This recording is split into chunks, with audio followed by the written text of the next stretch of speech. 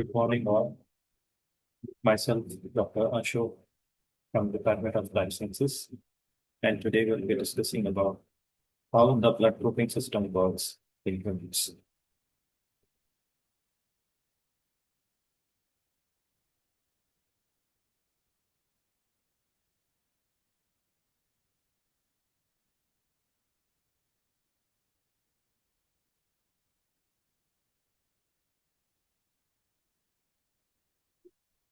So, in humans, and as we all know, in any given higher order primates, the blood is one of the most essential component which helps in circulating the oxygen to all parts of the body, and also it helps in the transport of nutrients to the required organs and tissues.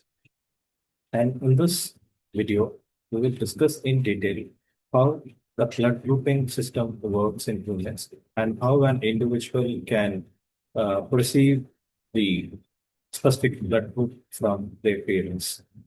And also, we will discuss in detail at molecular level how the genetics works, how the genes uh, uh, are involved in helping to provide a specific rate when it comes to the blood grouping system in humans.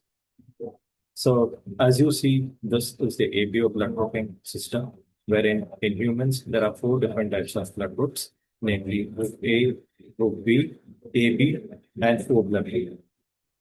The difference between these four blood groups lies in the presence and absence of a specific antigens, which are there on these red blood cells. And we call them as A antigen, B antigen, AB antigens in AB blood group. And as we all know, the O blood group does not have any antigens on the RBCs. When we talk about the antibodies, it's very crucial that we need to understand how the antibodies are made and how they help each other in specifying a blood group. We know that the antibodies in plasma for A blood group individuals will be B antibodies, and A antibodies in individuals carrying A blood group, and AB blood group individuals do not have any specific antibodies, whereas the blood group O individuals have both A and B antibodies.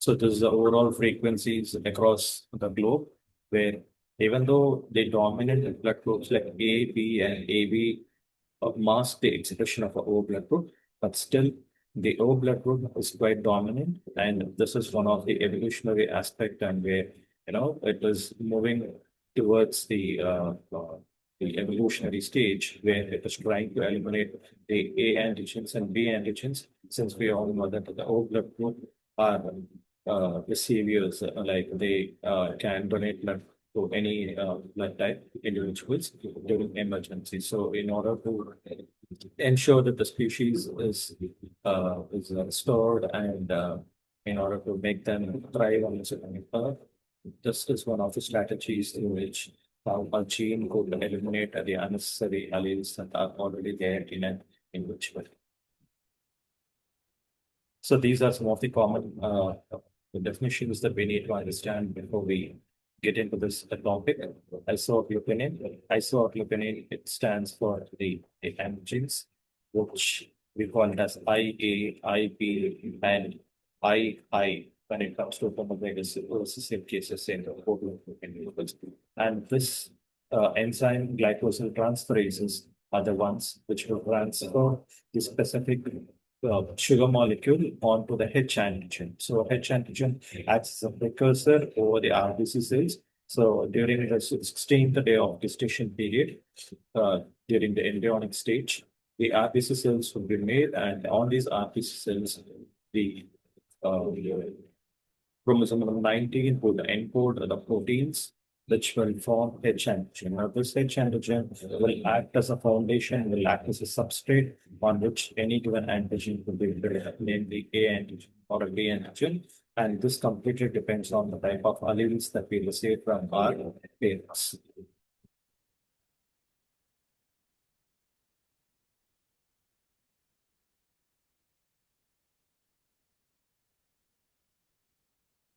So this is the difference between the A antigen and B antigen, or specifically the individuals having A blood group and a B blood group, wherein you could see here that the H antigen in type 1 antigen has N-acetyl galactosamine here, N-acetyl galactosamine, whereas in type 2 they have the galactose molecule present.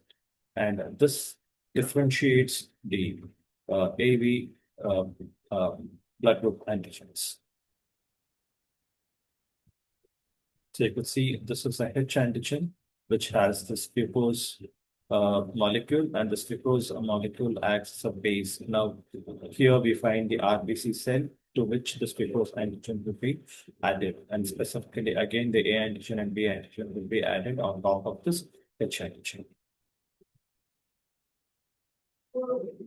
So you see, this is a H antigen here, and on top of this, the A antigen with N-acetyl galactosamine would be added in order to make that individual have A blood group, which means it makes A antigen, and subsequently, when A antigen was made, the blood group in the plasma, it will be B antibody.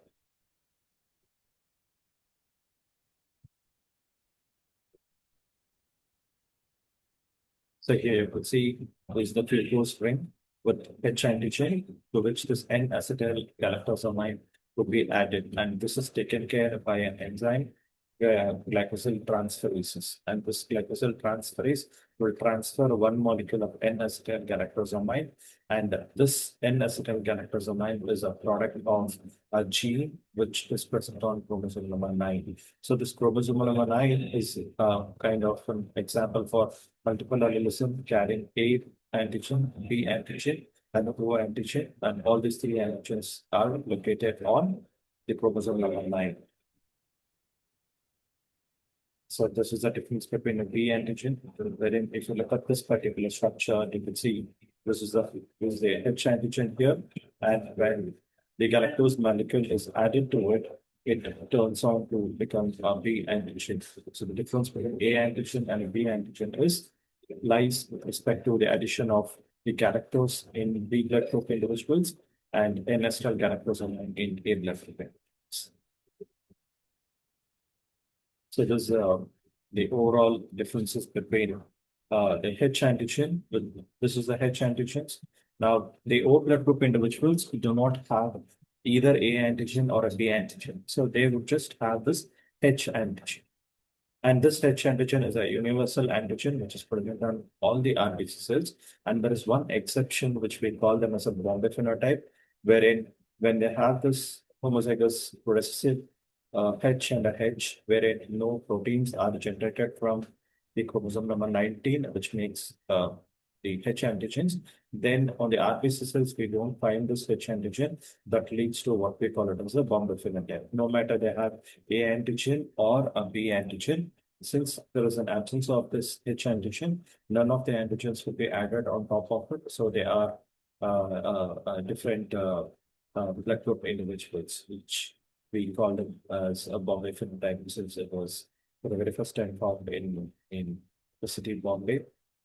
We call it as a Bombay phenotype. So here you can see the difference between the H antigen made on 16th day of gestation period, and later on, if the embryo has A antigen in a dominant state, then this N-acetyl galactosamine will be added, which makes the overall blood group to be an A antigen. If the individual embryo has the B blood group or the B antigens, then they add this galactose molecule, sugar molecule again, which modifies the embryo to get the B blood group. Right.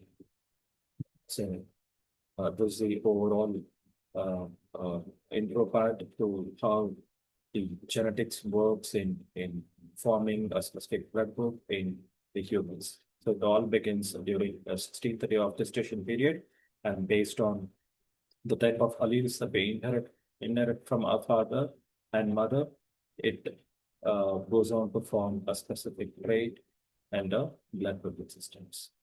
So thank you.